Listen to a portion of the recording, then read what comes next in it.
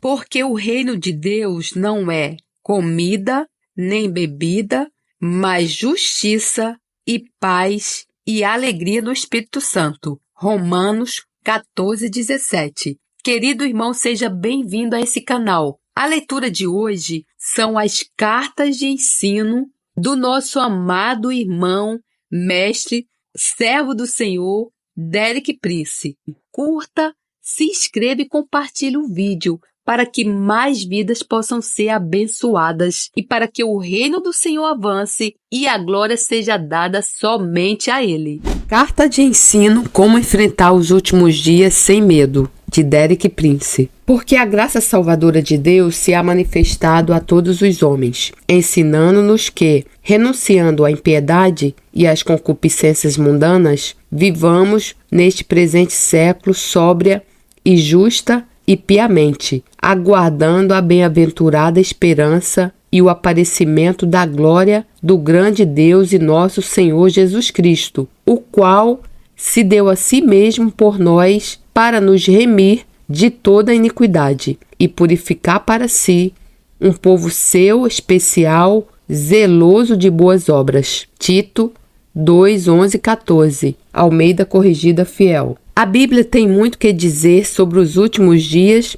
ou fim dos tempos. Começa no primeiro livro, Gênesis, e continua de livro para livro até chegar ao último Apocalipse. Alguns dias atrás, estava no centro médico para alguns exames médicos de rotina e a determinada altura estavam lá um médico e 2 enfermeiras. Eles perguntaram-me: o que pensa sobre o atual estado do mundo atual? Eu disse: acredito que estamos a viver nos últimos dias. E para minha surpresa, os 3 indicaram realmente que acreditavam que isso era verdade. Foi bastante surpreendente. Muitos avisos sobre tempos difíceis. Quero falar-lhe nesta carta sobre como enfrentar os últimos dias. Já ouvimos em mensagens proféticas que este será um período de testes, provações severas. Acredito que será o momento de maior provação que a humanidade já experimentou. Só quero listar,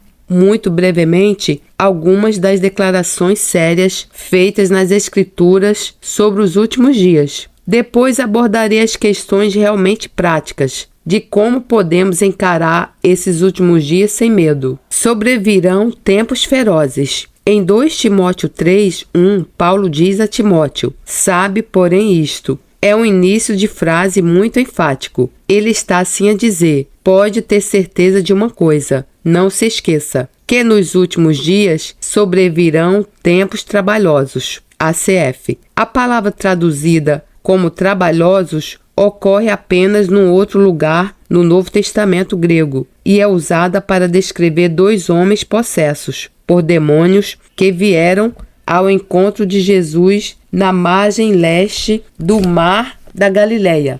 E lá, Mateus 8:28, ACF, é traduzido por ferozes. Diz que eles eram extremamente ferozes. Então, o que as Escrituras nos estão a dizer é que nos últimos dias virão tempos ferozes. Acho que é uma tradução muito melhor do que trabalhosos. Pela deterioração do caráter humano, da ética e da moral, as pessoas serão amantes de si mesmas, do dinheiro e dos prazeres. Paulo prossegue nesse capítulo para explicar o motivo disso. A razão é a deterioração do caráter humano, da ética e da moral. Ele lista 18 manchas morais que serão visíveis nos últimos dias. 3 delas são coisas que as pessoas amam. A primeira é a dos amantes de si mesmos. A segunda é a dos amantes do dinheiro. E a última é a dos amantes dos prazeres em vez dos amantes a Deus. E como uma precisão infalível, as Escrituras identificam o grande problema básico que a humanidade enfrenta, e não menos importante, o povo desta nação. É o amor próprio, o amor de si mesmo. O amor próprio é a causa de casamentos, de famílias, de igrejas, da sociedade em geral se desfazerem. A atitude é: isto é o que eu quero? Não me importa o que você quer. É por aqui que eu vou. Você pode seguir pelo seu caminho. mas eu seguirei pelo meu. Eu sei o que quero e vou conseguir. E essa atitude é realmente responsável pela desagregação, destruição da família. A desagregação da família significa a desagregação, destruição da sociedade e, de fato, o fim de toda a ordem estruturada da sociedade. Dores de parto. Um dos lugares onde somos avisados sobre o que acontecerá nos últimos dias é Mateus 24, 7 e 13. E aqui Jesus está a falar sobre as dores do nascimento ou as dores do parto, que resultarão no reino de Deus na terra. E um fato sobre o reino de Deus é que só existe um caminho para entrar lá. Não se pode juntar a ele, precisa nascer nele. Jesus disse que a menos que um homem nasça de novo, ele não pode ver nem entrar no reino de Deus. João 3, 3, 7. Isto é verdade não apenas para o indivíduo, é verdade também para a terra. A terra só pode entrar no reino de Deus através de um nascimento. Em Mateus 19, Jesus chama isso de regeneração. E como todo nascimento, é precedido por dores de nascimento, por dores de parto. Em Mateus 24, 7 e 13, Jesus lista algumas das principais dores de parto. A primeira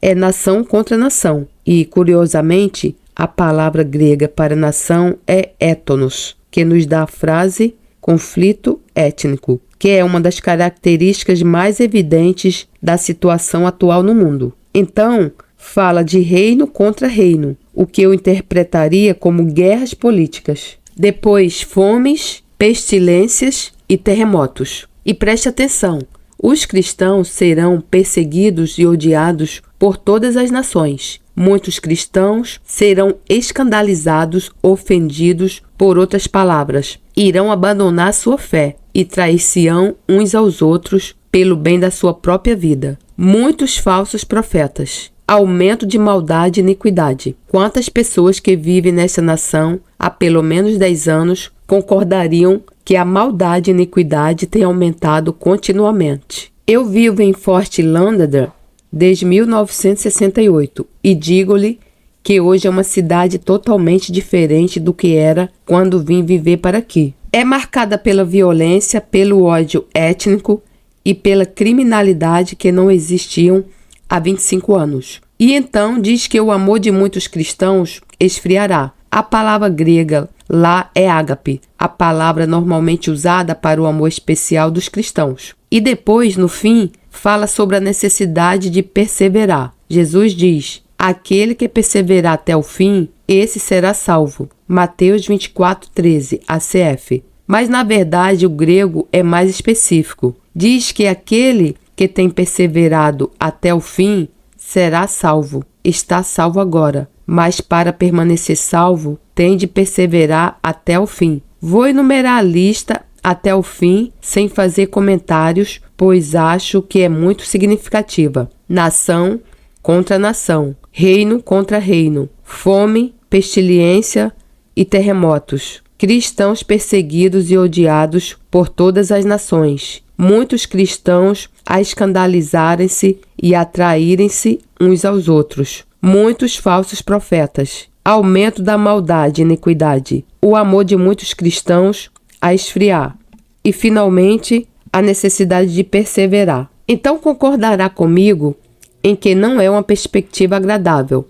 Uma coisa que aprendi sobre a Bíblia é que ela é objetiva. Como crente, comecei a estudar a Bíblia há cerca de 52 anos e nessa altura meti na cabeça que tentaria descobrir o que a Bíblia diz verdadeiramente. Pondo de lado a opinião humana, a interpretação humana, assim como o meu próprio preconceito. Sabe, todos temos preconceitos. Preconceitos pessoais, raciais, nacionalistas, denominacionais, teológicos e outros. Mas se realmente quiser ouvir o que Deus diz na sua palavra, tem de pôr tudo isso de lado e abrir o seu coração e a sua mente à humildade para ouvir o que Deus realmente diz. Muitas vezes tenho dito às pessoas que se nunca se sentiu maravilhado, ficou surpreso, então nunca leu realmente a sua Bíblia, pois é um livro incrível. Se nunca ficou chocado, nunca leu a sua Bíblia, pois é um livro chocante. Perspectiva divina do Apocalipse 1:7.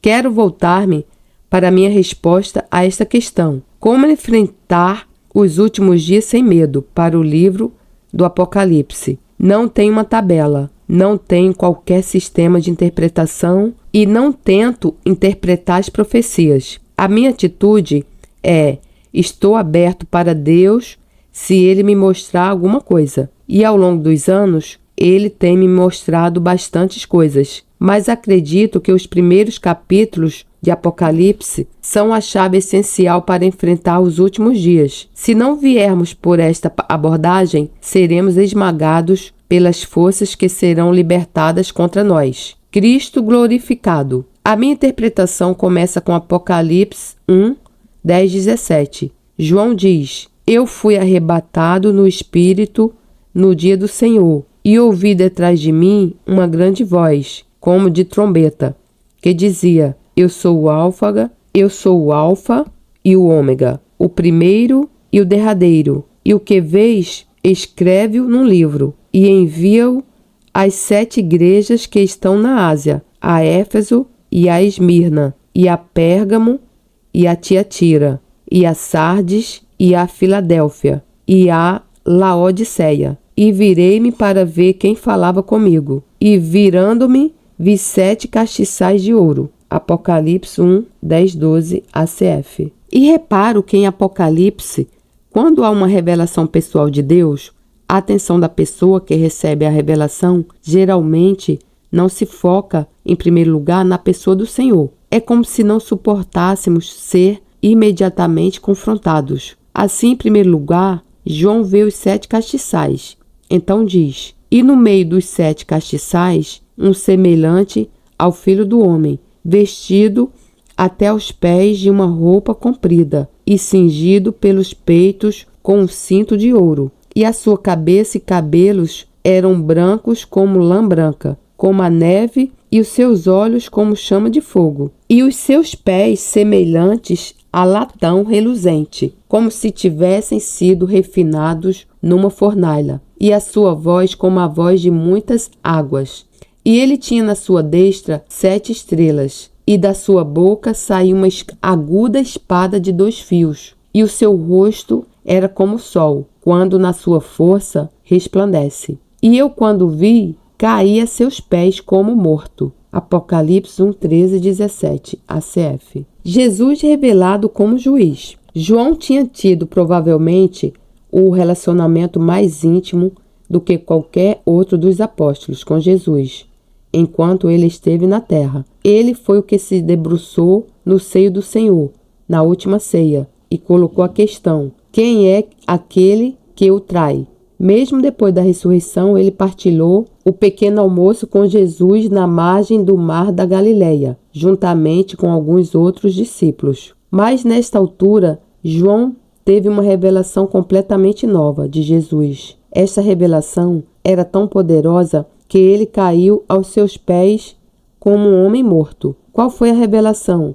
A minha resposta a essa questão é que ele teve um encontro com Jesus como juiz. Veja, atualmente ouvimos pouquíssimos na igreja acerca do fato de que Jesus não é apenas o Salvador, mas também o juiz. É o juiz de todos os homens. Ele julgará a igreja e mais tarde ele julgará todos os outros mortos. Acho que é extremamente importante que nos confrontemos com o fato de que Jesus é o juiz. E esse foi um espetáculo estarrecedor. Os seus olhos eram como uma labareda de fogo. A sua voz tinha o som de muitas águas. Saindo da sua boca, saía uma espada afiada de 2 gumes. Os seus pés pareciam bronze fundido numa fornalha. Todos estes são típicos de julgamento. E quando João teve o encontro com o juiz, ele caiu aos seus pés como morto. Então, penso que é importante que todos reconheçamos que todos nós encontraremos Jesus como juiz um dia. Vamos por momentos para 2 Coríntios 5, desde o versículo 10. Porque todos, isto significa todos os cristãos, devemos comparecer, manifestar-nos ante o tribunal de Cristo, para que cada um receba segundo o que tiver feito por meio do corpo, o bem ou mal, 2 Coríntios 5:10 ACF. E repare que há apenas duas categorias. O que quer que não seja bom é mal. Não há nada neutro nas categorias de Deus. E Paulo continua dizendo: assim que sabendo o temor, terror no King James, que se deve ao Senhor, persuadimos os homens à fé. 2 Coríntios 5:11 ACF. Pergunto-me, quantos de nós já alguma vez chegamos a reconhecer o terror, pavor do Senhor? Quantos de nós alguma vez pregamos, tendo como base o terror do Senhor? O espetáculo de Jesus era tão esmagador que João ficou como um homem morto. Jesus revelado como vitorioso, vencedor. Depois diz: e ele pôs sobre mim a sua destra, dizendo-me: não temas, eu sou o primeiro e o último, e o que vivo e fui morto. Mas eis aqui estou vivo para todo sempre. Amém. E tenho as chaves da morte e do inferno. Apocalipse 1, 17 e 18. ACF. Agora, Jesus é apresentado não apenas como juiz, mas como vencedor total sobre todas as formas do mal, pecado, morte, Satanás, Hades. Ele emergiu completamente vitorioso e nada faltou na sua vitória. Quero salientar que Jesus não passou por isso por causa dele, porque sempre foi vitorioso. Ele identificou-se conosco para que ele pudesse tomar o nosso lugar e levar-nos à sua vitória. Essa é a graça e a misericórdia de Deus. Jesus identificou-se conosco para que ele pudesse tomar o nosso lugar e levar-nos à sua vitória. A preocupação de Deus com a igreja. Agora, a próxima coisa que ele quer mostrar, que penso que é de tremenda importância, é a primeira coisa na qual o Apocalipse se concentra, nos 7 candelabros, que são as 7 igrejas. João viu Jesus em pé, no meio das 7 igrejas. Todos nós precisamos de entender que a principal preocupação de Deus na história é a igreja. Como Ruth e eu citamos há pouco, para que ele pudesse apresentar para si um povo seu especial, zeloso de boas obras. É aí que está o foco do Senhor. O foco do Senhor está na sua igreja. Não é nas nações, não é nos políticos, não é nos comandantes militares. É na sua igreja. Precisamos de entender que estamos em primeiro lugar na lista das suas preocupações. Se não perceber isso, ficará facilmente assustado. O primeiro lugar onde João o viu foi no meio das igrejas, a andar de um lado para o outro, aparentemente a examinar cada igreja. As 7 estrelas, ministros, na sua mão direita. Então, diz no final do capítulo: o mistério das 7 estrelas que viste na minha destra e dos 7 castiçais de ouro. As 7 estrelas são os anjos, prefiro dizer ministros, das 7 igrejas, e os 7 castiçais que viste são as 7 igrejas. Apocalipse 1:20 ACF. Acabamos de ordenar hoje um irmão como pastor, e nós que estamos no ministério, pastores, evangelistas, qualquer que seja, professores, profetas, precisamos de nos lembrar que o Senhor nos segura na sua mão direita. É um pensamento muito solene. Estamos na sua mão direita. As suas mensagens às igrejas.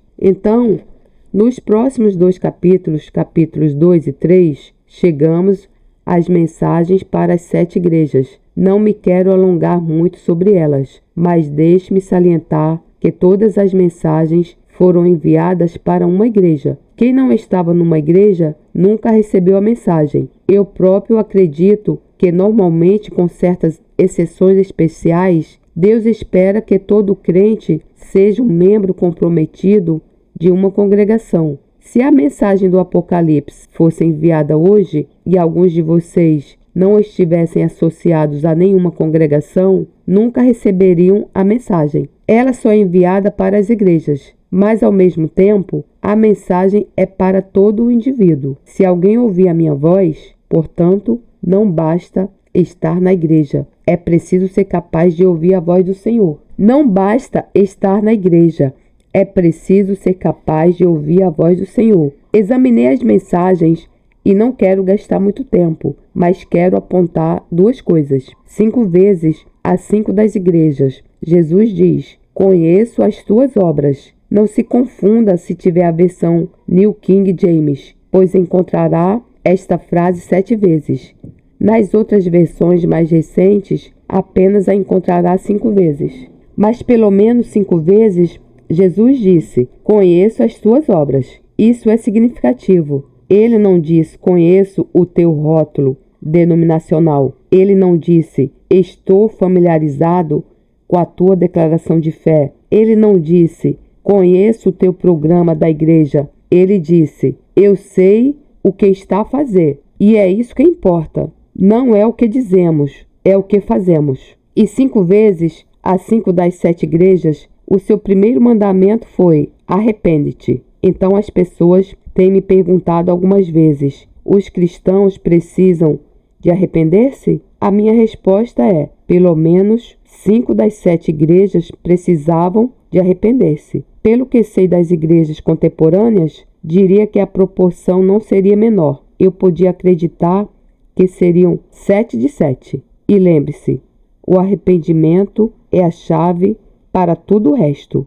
Se ignorar o arrependimento, nunca poderá ter fé verdadeira. Pode procurar e clamar pelas bênçãos de Deus, mas elas nunca aparecerão no seu caminho, porque a primeira condição é o arrependimento. O arrependimento é a chave para tudo o resto. Quando João Batista veio preparar o caminho para Jesus, a sua mensagem foi: arrependei-vos. Mateus 3:2. E quando Jesus começou a pregar, a sua primeira expressão pública foi: arrependei-vos e crede no Evangelho. Marcos 1:15. No dia de Pentecostes, quando as multidões não convertidas disseram a Pedro: que faremos? Atos 2:37. A primeira coisa que Pedro disse foi: arrependei-vos e deixe cada um de vós seja batizado. Atos 2:38. Ser batizado sem se arrepender é uma perda de tempo. Paulo disse aos anciãos efésios a mensagem que ele trouxe para o meio deles. Ele disse: como nada que útil seja, deixei de vos anunciar e ensinar publicamente pelas casas a conversão a Deus e a fé em nosso Senhor Jesus Cristo. Atos 20:21, ACF. Então, o arrependimento vem primeiro. Passei muito tempo nos últimos anos a aconselhar os cristãos com problemas. Cheguei à conclusão de que há limites para o que pode ser alcançado com o aconselhamento. Às vezes, acho que é mais importante expulsar os demônios do que gastar muito tempo a aconselhar. Mas uma conclusão a que cheguei foi que pelo menos 50% dos problemas dos cristãos são devidos ao fato de nunca se terem arrependido. Sugiro que, se está a enfrentar problemas na sua experiência cristã, é melhor examinar se realmente se arrependeu. Desvie-se totalmente de tudo o que desagrada a Deus e entregue-se a Deus em rendição incondicional. As mensagens contêm vários elementos principais. Antes de tudo, a recomendação, louvor pelo que é bom, correção onde as coisas estão a correr mal, o aviso de julgamento que se pode seguir. E observe que as promessas são dadas apenas a um tipo de pessoa. Sabe a quem? Àquele que vencer. As promessas são dadas apenas àquele que vencer. Não há promessas no Novo Testamento para aqueles que não vencem. Em Romanos 12:21, Paulo diz: não te deixes vencer do mal, mas vence o mal com o bem. Romanos 12:21 ACF. E só há 2 opções para cada um, inclusive eu: vencer ou ser vencido. E a única coisa poderosa o suficiente para vencer o mal é o bem. E bem no final do livro de Apocalipse, em Apocalipse 21:7, o próprio Deus fala e diz: quem vencer herdará todas as coisas, e eu serei seu Deus, e ele será meu filho. Apocalipse 21:7, ACF. Não há promessas de bem no Novo Testamento ou na Bíblia para as pessoas que não se arrependerem. A sala do trono no céu. Agora, quero passar desta breve visão geral das igrejas para o capítulo 4. Ruth e eu lemos o capítulo 4 juntos hoje de manhã, como costumamos ler uma passagem. Fiquei tão impressionado com a glória dela que desatei a chorar. Não conseguiria ler. Descobri que um dos problemas de usar óculos, o que faço com relutância, e é que, quando se chora, se mancha os óculos. De vez em quando, tenho de os passar a Ruth, para que os limpe. Mas, de momento, estou bem.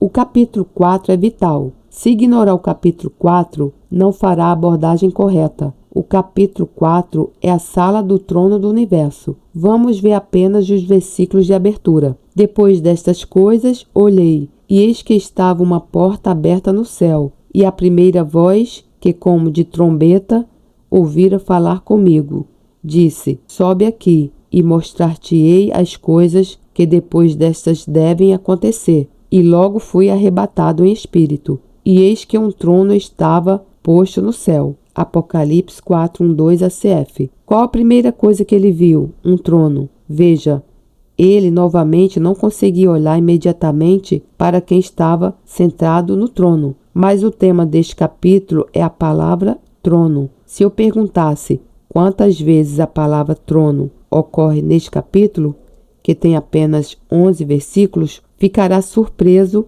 ao saber que ocorre 14 vezes neste único capítulo. O tema do capítulo: há um trono que governa o universo, e tudo no universo está totalmente sob o controle daquele que está sentado no trono. Tudo no universo está totalmente sob o controle daquele que está sentado no trono. 4 aspectos da natureza de Deus revelados. Esse capítulo revela 4 aspectos da natureza de Deus. Número 1. Ele é santo. Essa é a revelação mais importante de Deus dada nas Escrituras. A palavra santo é a única palavra que se uniu 3 vezes ao nome de Deus. Uma vez em Isaías 6:3, santo, santo, santo é o Senhor dos Exércitos. E outra aqui neste capítulo. Receio que haja muito pouco entendimento ou preocupação com a santidade na maior parte da igreja cristã no mundo ocidental de hoje. A segunda revelação é que ele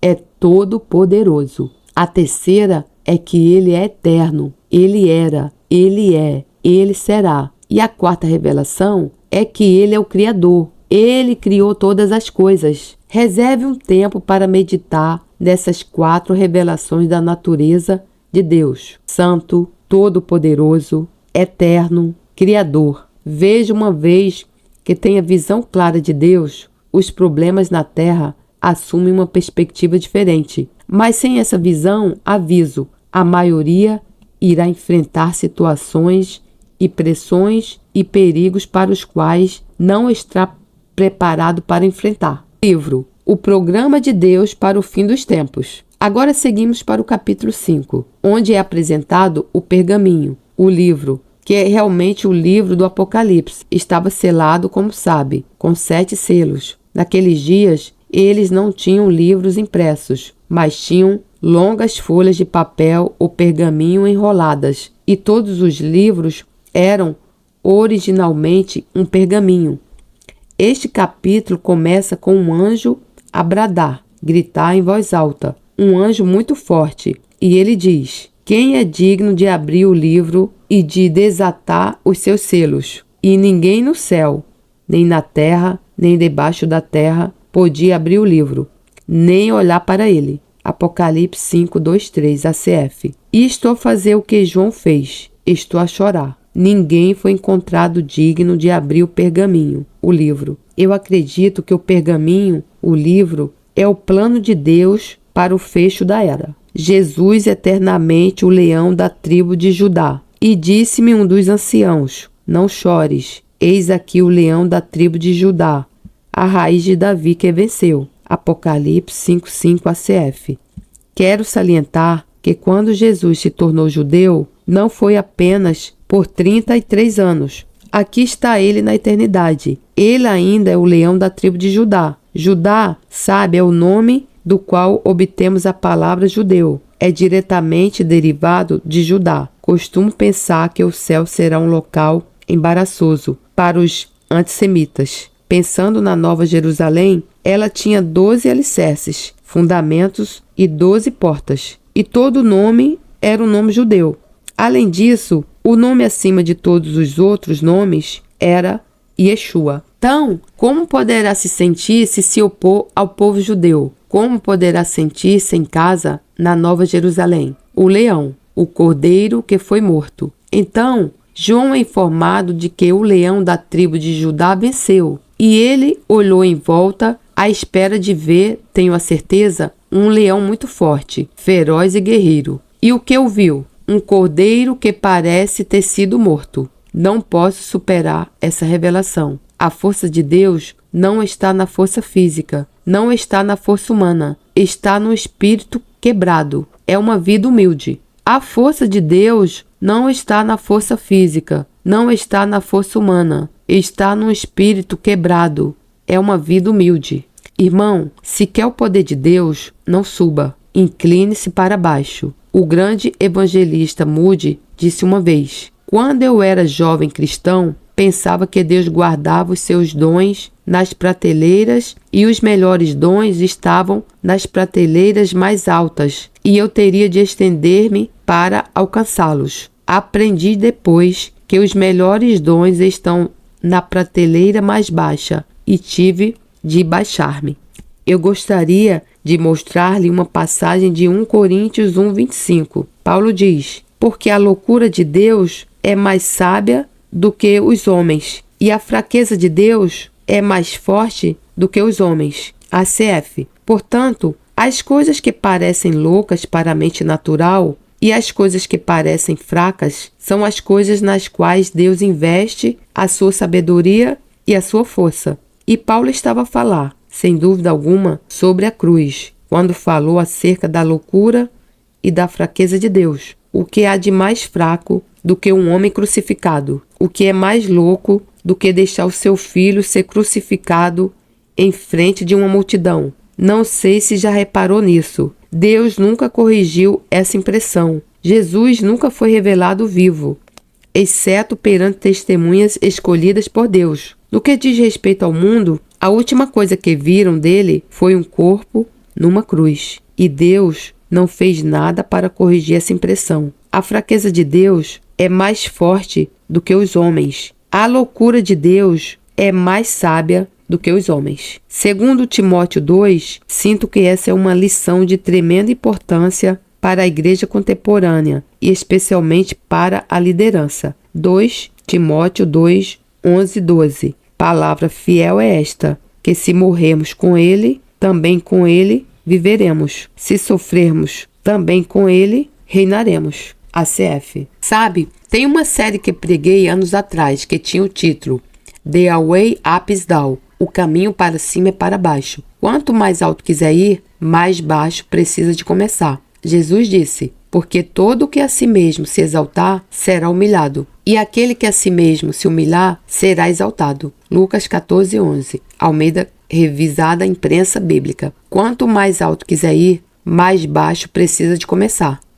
E em Filipenses 2, depois de falar sobre a humilhação de Jesus ao máximo, não apenas a morte, mas a morte na cruz, a próxima palavra que Paulo usa é por isso. Por isso, também Deus o exaltou soberanamente e lhe deu um nome que é sobre todo nome. Filipenses 2:9. ACF. Está a ver o por isso? Por que razão Jesus foi exaltado? Não porque ele era um filho favorito, mas porque ele cumpria as condições. Quero dizer, a toda a gente, aos filhos de Deus, se quereis ser exaltados, descei. Quanto mais baixo descerem, mais alto Deus vos colocará. Hoje vejo na igreja tanta autopromoção agressiva, tanta ambição pessoal. Pensei durante 2 ou 3 anos. O verdadeiro problema na igreja hoje está no ministério e é a ambição pessoal. Pensei comigo mesmo, não consigo encontrar uma escritura para isso. Então, não o digo. Então, Deus mostrou-me que esse era o problema do próprio Satanás, Lúcifer. Ele queria igualdade com Deus. Moveu-se para se promover e foi derrubado. E queridos irmãos e irmãs, todo aquele que procurar promover-se a si próprio acabará por ser humilhado. Todo aquele que procurar promover-se a si próprio acabará por ser humilhado. Círculos de adoração cada vez maiores. Agora chegamos à imagem da adoração, versículo 8. Logo que o Cordeiro tomou o livro, os 4 seres viventes e os 24 anciãos prostraram-se diante do Cordeiro, tendo cada um deles uma harpa e taças de ouro, cheias de incenso, que são as orações dos santos. Apocalipse 5:8 ARB. Lembre-se, santo, quando ora, as suas orações sobem como incenso diante de Deus. E cantavam um novo cântico, dizendo: Digno és de tomar o livro e de abrir os seus selos, porque foste morto, e com o teu sangue nos compraste para Deus de toda a tribo, e língua, e povo, e nação. Para o nosso Deus nos fizeste reis e sacerdotes, e reinaremos sobre a terra. Apocalipse 5, 9, 10 ACF. A adoração começou bem no centro, com aqueles imediatamente ao redor do trono. Então ele diz: E olhei e ouvi a voz de muitos anjos ao redor do trono e dos seres viventes e dos anciãos. E o número deles era miríades. Miríade é igual a 10.000, de miríades e milhares de milhares. Apocalipse 5:11 ARB. 10.000 vezes 10.000, acredito que é 100 milhões. Então, eu não sei se consegue imaginar na sua mente como seria contemplar milhões de anjos. A adoração espalhou-se do trono para os anjos, que com grande voz diziam: Digno é o Cordeiro, que foi morto, de receber o poder, e riquezas, e sabedoria, e força, e honra, e glória, e ações de graças. Bênção. Apocalipse 5:12 ACF. E agora aqui está a expansão final no versículo 13. E ouvi a toda criatura que está no céu, e na terra, e debaixo da terra, e que estão no mar, e a todas as coisas que neles há, dizer: Ao que está sentado sobre o trono, e ao Cordeiro sejam dadas ações de graças, bênção, louvor e honra, e glória e poder para todo sempre. Apocalipse 5:13 ACF. Assim, vê-se que a adoração se espalha do trono para os anjos, para todas as criaturas do universo, e todos eles estavam unidos no louvor a Deus. Então, aí está o trono. Fomos levados a ver a imagem de Jesus, o juiz, a sua preocupação com as igrejas. Antes de mais nada, vimos a sala do trono de Deus e a adoração. Se for para o futuro sem essa visão, acho que não será capaz de suportar o que eu espero. Eu acho que é imperativo que vejamos as coisas a partir desta perspectiva. E na terra, os 4 cavaleiros. Agora chegamos ao capítulo 6, e eu simplesmente vou dar-lhe a versão Prince. Não precisa de acreditar nisso, mas eu acredito que Deus tornou isso real para mim. Primeiro de tudo, aqui estão os 4 cavaleiros. Vamos ler sobre cada um deles. Versículo 1, 2 do capítulo 6. E vi quando o Cordeiro abriu um dos 7 selos, e ouvi um dos 4 seres viventes dizer numa voz como de trovão: Vem. Apocalipse 6:1 ARB.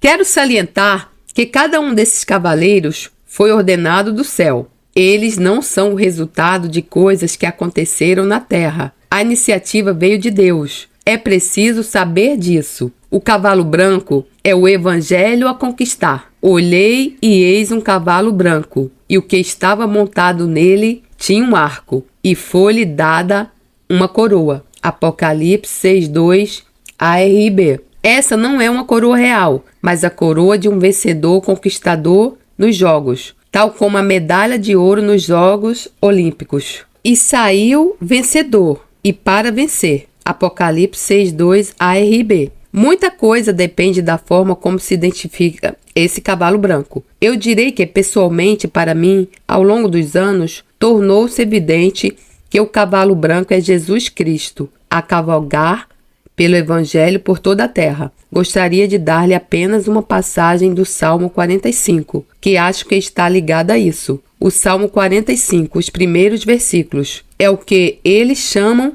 um salmo messiânico. Por outras palavras, é uma revelação do Messias. Vamos examinar apenas os 5 primeiros versículos. Para mim, esta é uma descrição daquele que montou no cavalo branco. Ele saiu vencendo e para vencer. Era invencível. Não havia poder na terra que pudesse derrotá-lo. E o salmista diz: O meu coração ferve com palavras boas. Falo do que tem feito no tocante ao rei. A minha língua é a pena de um destro escritor. Salmos 45:1 ACF. E depois falando com este rei: tu és mais famoso do que os filhos dos homens. A graça se derramou em teus lábios. Por isso Deus te abençoou para sempre. Salmos 45:2 ACF. E mais uma vez, repare no por isso. Havia uma razão pela qual Deus abençoou Jesus, porque a graça estava nos seus lábios. E se quer ser abençoado, certifique-se de que a graça também esteja nos seus lábios. Cinge a tua espada à coxa, ó valente, com a tua glória e a tua majestade. E neste teu esplendor cavalga prosperamente, por causa da verdade, da mansidão, humildade e da justiça. Salmos 45:3-4 ACF. Esse não é um conquistador, vencedor humano comum, porque esses não são marcados pela verdade, humildade e justiça. Esse é um conquistador vencedor divino. E a tua destra te ensinará coisas terríveis. As tuas flechas são agudas no coração dos inimigos do rei, e por elas os povos caíram debaixo de ti. Salmos 45:4-5 ACF. Acredito que essas são as flechas, setas da convicção do Espírito Santo que podem perfurar os corações humanos e fazer com que as pessoas caiam diante dele. Agora, voltando ao capítulo 6, chegamos ao segundo cavalo, o cavalo vermelho, conflito étnico. Quando ele abriu o segundo selo, ouvi o segundo ser vivente dizer: vem. Apocalipse 6:3, ARB. E observe que este cavalo foi também ordenado do céu. O mais importante é que entenda isso. Caso contrário, terá uma falsa perspectiva do que está acontecendo na terra. E saiu outro cavalo, vermelho, e ao que estava sentado sobre ele foi dado que tirasse a paz da terra, e que se matassem uns aos outros. E foi-lhe dada uma grande espada. Apocalipse 6:4, ACF. Entendo que se trata de um conflito étnico, algo lançado na terra que faz com que as pessoas de uma nação, de um grupo, se ataquem e procurem destruir-se umas às outras. E isso é visto em quase todo o mundo hoje. Na África do Sul, norte da África, Israel, Iugoslávia, em grande parte da antiga União Soviética.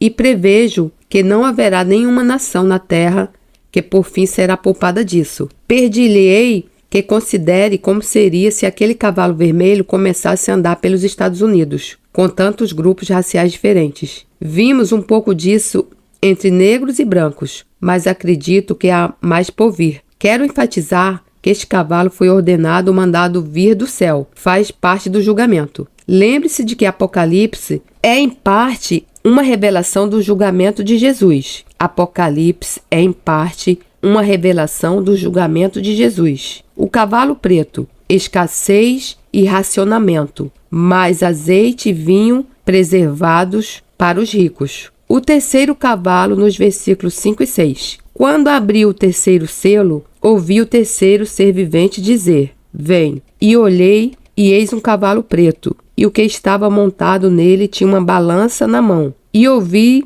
como que uma voz no meio dos 4 seres viventes, que dizia: um querniz, uma medida, de trigo por 1 denário, e 3 quenizes, 3 medidas, de cevada por 1 denário. E não danifiques o azeite e o vinho. Apocalipse 6:5-6, ARB. Este cavalo preto, para mim, é uma imagem muito óbvia de escassez e racionamento. O denário era o salário diário de um trabalhador. Assim, um trabalhador naquela época receberia dinheiro apenas o suficiente para se alimentar. E então diz: não danifiques o azeite e o vinho. Este é o meu entendimento pessoal. O azeite e o vinho foram preservados para os ricos. E no meio da escassez havia quem vivia de luxo. Basicamente, isso está acontecendo no mundo de hoje. Os pobres estão a ficar mais pobres e os ricos estão a ficar mais ricos. E com algumas exceções maravilhosas, os ricos não se importam com os pobres. Eles importam-se com eles próprios. Eles são dominados por esse espírito de amor próprio.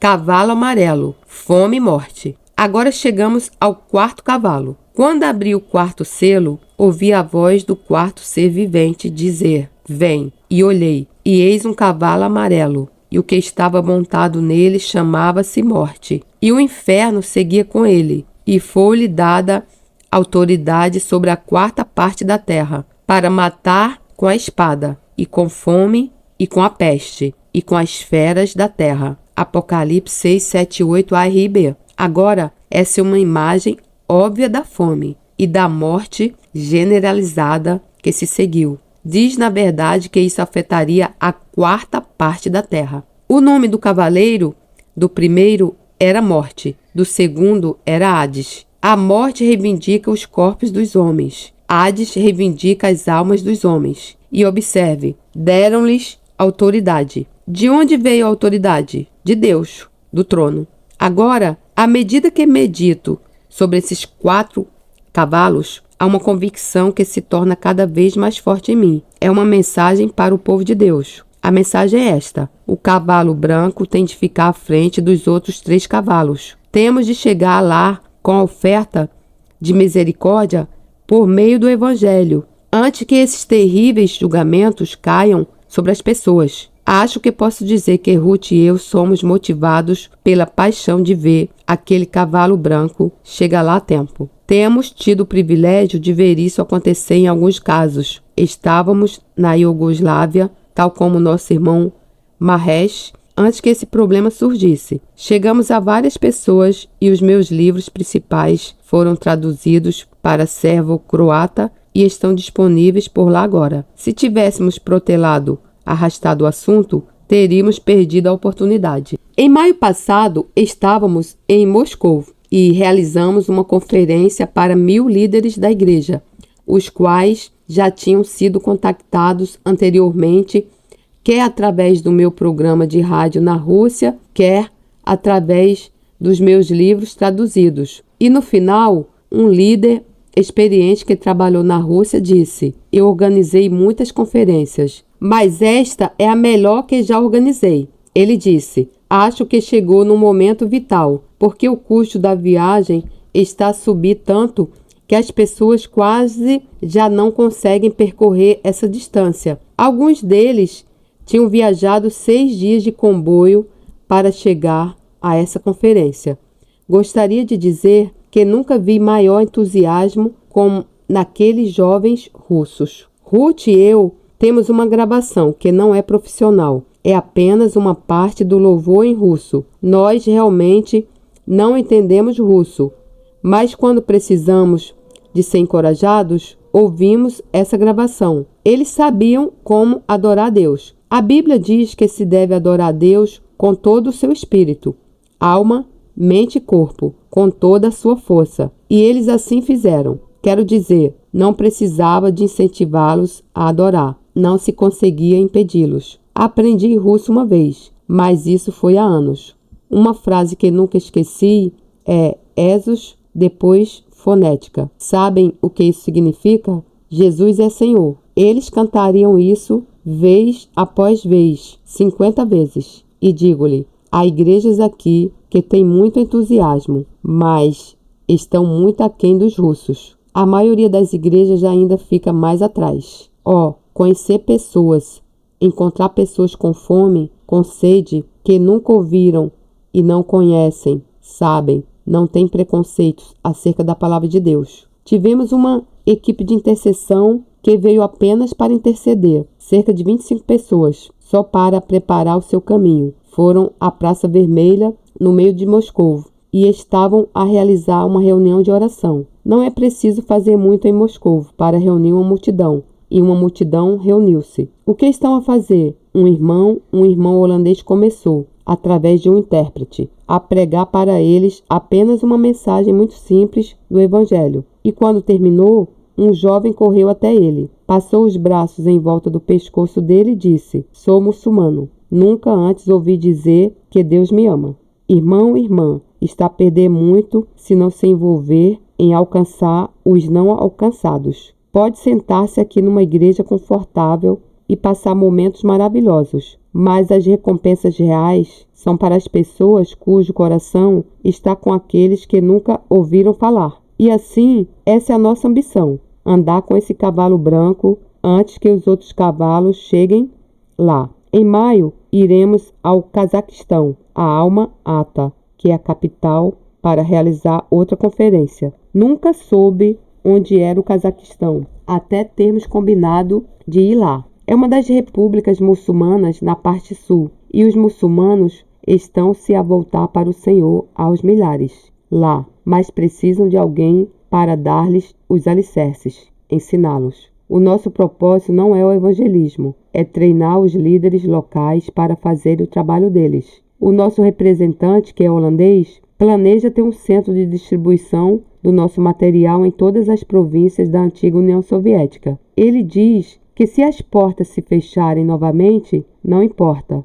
teremos o material lá dentro. Assim, consegue perceber que quando começo a falar sobre o cavalo branco, fico inspirado. Isso é tão vívido para mim. Vejo que os outros cavalos, o cavalo vermelho, avançou muito. Em alguns lugares, o cavalo preto está lá e em outros lugares, o cavalo amarelo. Há pessoas que estão a morrer de fome na Somália, em parte da Iugoslávia e em outros lugares. Irmão e irmã, o que está a fazer acerca disso? O que está a fazer? Lembre-se do que Jesus disse à igreja: conheça as tuas obras e o teu trabalho. É maravilhoso louvar o Senhor. Eu amo isso. Aprecio os louvores. Mas isso é apenas o começo. O que faz quando sai da igreja? Qual é o objetivo da sua vida? É para servir a Jesus? Para estar disponível a Ele a qualquer custo? Em qualquer lugar? A qualquer momento? Eu vivi por tempo suficiente e estive na igreja por tempo suficiente para perceber que muitas vezes não são as pessoas realmente talentosas que obtêm resultados, são as pessoas empenhadas, comprometidas. Alguém disse que Deus só pede uma habilidade, capacidade, que é a disponibilidade. Está disponível? Deus só pede uma habilidade, que é a disponibilidade. Está disponível? ênfase do autor. Os mesmos terríveis julgamentos de Apocalipse 6 em Isaías 24. Deixe-me dar uma outra passagem que fala, creio, deste período e que está em Isaías 24. Quero reforçar isso para que veja que isto não é apenas uma única passagem das Escrituras. Eu podia encontrar 50 passagens que se referem de uma maneira ou de outra a isso. Este é um capítulo incrível. Capítulo 24 de Isaías. Toda a terra sob julgamento. Eis que o Senhor esvazia a terra e a desola, transtorna a sua superfície e dispersa os seus moradores. E o que suceder ao povo, sucederá ao sacerdote, ao servo como ao seu senhor, à serva como à sua senhora, ao comprador como ao vendedor, ao que empresta como ao que toma emprestado. Isaías 24, 2 NVI. Por outras palavras, nem a riqueza nem a posição social o protegerão. Isso está a vir sobre toda a terra. De todo se esvaziará a terra, e de todo será saqueada, porque o Senhor pronunciou esta palavra. A terra pranteia e se murcha, o mundo enfraquece e se murcha. Enfraquecem os mais altos do povo da terra. Na verdade, a terra está contaminada por causa dos seus moradores, porquanto tem transgredido as leis, mudado os estatutos e quebrado a aliança eterna. Isaías 24, 3-5 ACF. Essa é a razão da ira de Deus. Por isso, a maldição tem consumido a terra, e os que habitam nela são desolados. Por isso, são queimados os moradores da terra, e poucos homens restam. Isaías 24, 6 ACF. E então, prosseguimos para a última parte. Versículo 17. O temor e a cova e o laço vêm sobre ti, ó morador da terra. E será que aquele que fugir da voz de temor cairá na cova, e o que subir da cova, o laço o prenderá, porque as janelas do alto estão abertas, e os fundamentos da terra tremem. Isaías 24, 17-18 ACF. Julgamento de principados de Satanás nos céus. Mas observe o que se segue, porque este é o prelúdio para o estabelecimento do reino de Deus na terra. Continuamos nos 3 últimos versículos, versículos 21 e 23. E será que naquele dia o Senhor castigará os exércitos do alto nas alturas, e os reis da terra sobre a terra. Isaías 24, 21 ACF. Então Deus lidará com os governantes da terra, e ele lidará com os principados e poderes nos céus. Eles serão arrebanhados como prisioneiros numa masmorra, trancados numa prisão e castigados depois de muitos dias. A lua ficará humilhada e o sol envergonhado. Isaías 24, 22, 23 NVI. O estabelecimento do reino de Deus em Jerusalém. Sabe por quê? Porque a luz dele será tão pálida em comparação com a glória de Deus. A lua ficará humilhada e o sol envergonhado, pois o Senhor dos Exércitos reinará no Monte Sião e em Jerusalém, glorioso na presença dos seus líderes. Isaías 24, 23 NVI. Então é isso que precede o estabelecimento do reino de Deus na terra. Se quer o reino, precisa de estar preparado para as dores de parto. Sem dores de parto, não há nascimento. Explosão final de evangelismo por judeus eleitos. Agora, eu poderia parar por aqui, mas por causa dos crentes judeus, quero ir um pouco mais longe. Tenho boas notícias para eles. Não houve muitas boas notícias, mas eu tenho algumas. Antes dos julgamentos finais, nós vamos continuar no Apocalipse capítulo 7. E depois destas coisas, Apocalipse 7:1 ACF, que são a destruição completa de tudo na terra e um terremoto que abala toda a terra. E depois destas coisas, vi 4 anjos que estavam sobre os 4 cantos da terra, retendo os 4 ventos da terra, para que nenhum vento soprasse sobre a terra, nem sobre o mar, nem contra árvore alguma. E vi outro anjo subir do lado do sol nascente, e que tinha o selo do Deus vivo, e clamou com grande voz aos 4 anjos, a quem fora dado o poder de danificar a terra e o mar, dizendo: não danifiqueis a terra, nem o mar, nem as árvores, até que hajamos selado nas suas testas os servos do nosso Deus. Apocalipse 7, 1-3 ACF. Portanto, antes que os julgamentos cataclísmicos finais cheguem, Deus tem algo a fazer. Ele tem um grupo de servos seus que tem de ser selados na testa. E sabe que mais? São todos judeus. 144 israelitas selados na testa. E ouvi o número dos selados, e eram 144.000 selados, de todas as tribos dos filhos de Israel. Apocalipse 7:4 ACF. E então, dá uma lista das tribos e omite uma tribo. Sabe qual é? Dan. Se me perguntar por quê, eu não sei responder.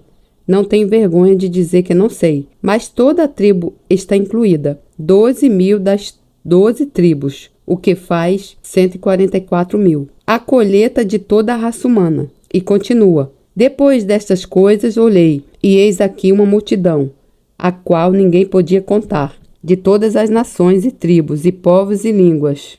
Estavam diante do trono e perante o Cordeiro, trajando vestes brancas e com palmas nas suas mãos, e clamavam com grande voz, dizendo: salvação ao nosso Deus, que está sentado no trono, e ao Cordeiro. Apocalipse 7, 9, 10 ACF. Versículo 13. E um dos anciãos me falou, dizendo: estes que estão vestidos de vestes brancas, quem são e de onde vieram? E eu disse-lhe: Senhor, tu sabes. E ele disse-me: estes são os que vieram da grande tribulação, e lavaram as suas vestes, e as branquearam no sangue do Cordeiro. Apocalipse 7, 13, 14 ACF. Culminação do testemunho dos 144.000. Eu acredito que essas duas passagens estão unidas num só capítulo como causa e efeito. A colheita de todas as nações, povos, tribos e línguas será recolhida por 144.000 crentes judeus. Jesus disse que o primeiro será o último e depois o último será o primeiro. Então os judeus foram os primeiros. Eles tornaram-se os últimos, mas os últimos serão os primeiros. Eles concluirão a tarefa do evangelismo. Pense em 144.000 jovens judeus cheios do Espírito, soltos, livres. Não podemos calcular o que aconteceria. Conhece a palavra chutzpah? Bem, essa é uma característica do povo judeu. Pode ser bom e pode ser mal, mas eles não ficam envergonhados. Não pode silenciá-los. ninguém os consegue calar. Agora, eu só quero chegar ao fim disso, que está em Apocalipse 14. Este é o fim dos 144 mil. Aliás, sabe no que eu acredito? Eu acredito que haverá 144, não 143.999 e não 144.001, mais precisamente 144 mil. Se observar os procedimentos de Deus, Ele é muito preciso em todas as suas medições e em todos os seus números. Eu acredito que será exato. O selo, o nome do Filho e do Pai. Agora vamos ver o final em Apocalipse 14. E olhei, e eis o Cordeiro em pé sobre o monte Sião, e com ele 144 mil, que traziam na fronte escrito o nome dele e o nome de seu pai. Apocalipse 14:1 ARB. Observe que esse era o selo. Não foi revelado no capítulo 7, mas o selo era o nome de Jesus e do Pai. E veja, se ler os capítulos intermédios, o anticristo também coloca um selo na testa de qualquer pessoa que o aceite. Então, no final, acho que todo ser humano terá um ou outro de dois selos. O selo do anticristo ou o selo de Deus. Um cântico novo. E ouvi uma voz do céu, como a voz de muitas águas, e como a voz de um grande trovão. E ouvi uma voz de harpistas, que tocavam com as suas harpas, e cantavam como cântico novo diante do trono, e diante dos 4 animais e dos anciãos. E ninguém podia aprender aquele cântico, senão os 144 mil que foram comprados da terra. Apocalipse 14, 2-3 ACF. Tinham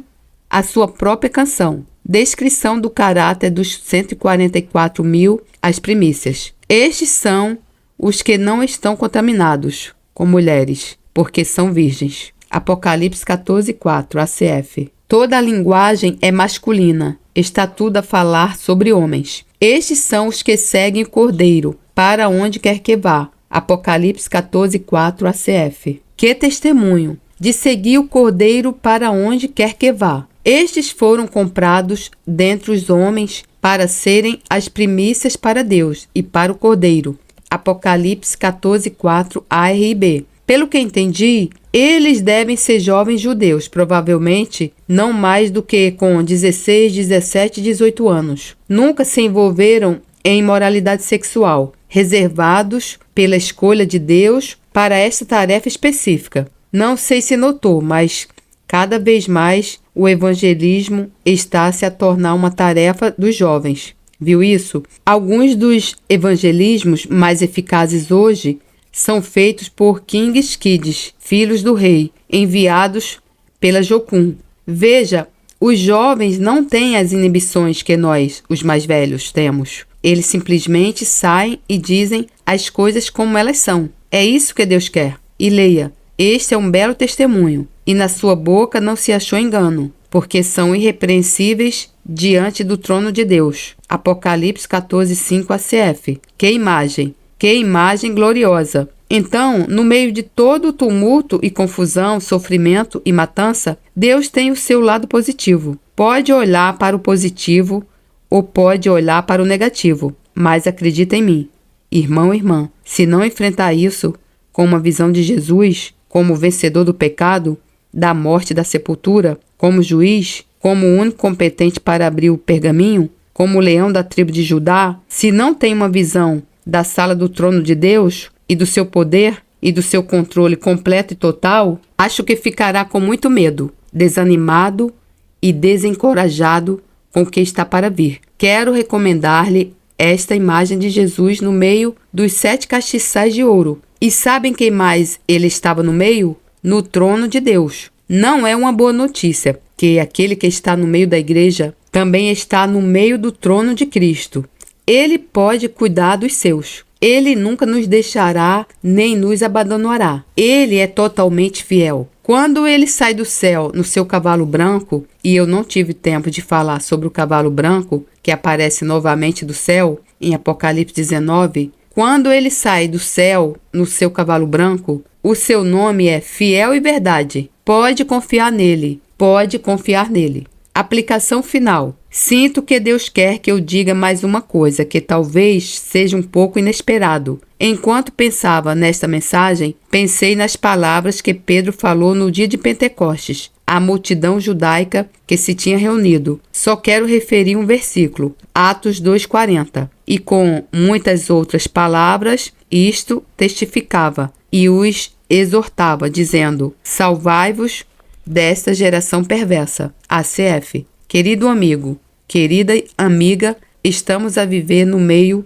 de uma geração perversa e corrupta, imoral, desonesta e não confiável. Precisa de ser salvo, precisa de sair dela, precisa de ser mudado, precisa de ser diferente. Eu só quero dar-lhe uma oportunidade. Se ainda nunca virou as costas a este mundo sem Deus e a esta geração ímpia, se nunca saiu e assumiu um compromisso com Jesus, tem esta oportunidade final para fazê-lo. Se pretende fazer isso, se não está bem com Deus, peça ajuda e oração. Não se deixe apanhar na armadilha do diabo. Salve-se desta geração perversa. Não se deixe apanhar na armadilha do diabo. Salve-se dessa geração perversa.